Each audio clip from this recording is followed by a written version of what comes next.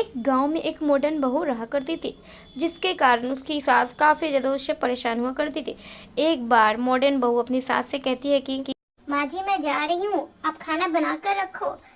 तभी उसकी सास कहती है कि बहू तुम तो जानती ही हो कि मेरा तबीयत खराब है, मुझसे तो चला फिरा जा नहीं रहा है और मैं खाना कैसे बनाऊंगी, कुछ तो रहम कर दो मेरे ऊपर।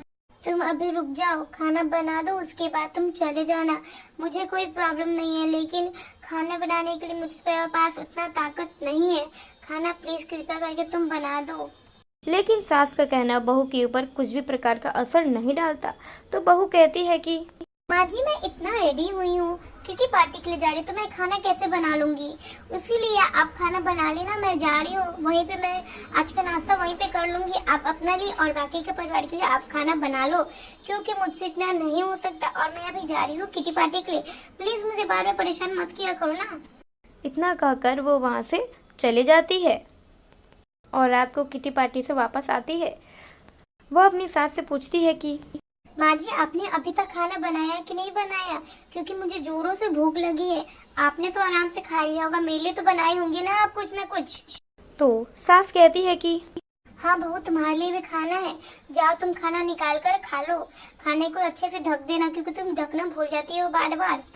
और हाँ कल से तुम अच्छे से काम करके जाया करो, सारा काम तुम्हारे घर मुझे ही करना पड़ता है, कुछ तो ख्याल रखा करो ना। बहू इतना सुनकर वहाँ से चुपचाप चले जाती है।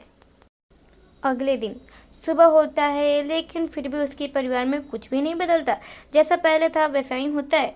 फिर से उसकी बहू पार्टी के लिए चले जाती है, लेकिन इस बार सास कुछ नहीं बोलती। तभी उस दिन सास की उसकी दयादिन आती है, तो अपने दयादिन सास को कहती है कि अरे ओ किंती क्या हुआ, तुम इतनी परेशान क्यों लग रही हो। तुम तो इतनी हंसी खुशी रहने वाली औरत में से थी और अब इतना मायूस क्यों हो, कारण तो मुझे बता दिया करो। तो कुंती कहती है कि मैं क्या बताऊं तुम्हें। तुम तो जानती हो मेरी बहू कैसी है, मेरी बहू सारा काम मुझे से करवाती है और वो डेली किटी पार्टी के लिए चले जाती है। घर का सारा काम मुझे ही करना पड़ता है, यहाँ तक खाना तक मुझे ही बनाना पड़ता है। वो सुबह उठती है, तैयार होती है और चुपचाप चली जाती है किटी पार्टी करने के लिए। पता नहीं है रोज रोज कौन सा किटी पार्टी करती है। ऐसा बोलती है कुंती। उसकी बात सुनकर उसकी दयादिन कहती है कि अरे कुंती मैं इस मामले में तो काफी ज्यादा खुशहाल हूँ, क्योंकि मेरी बहू तो मेरी सेवा करती ही रहे।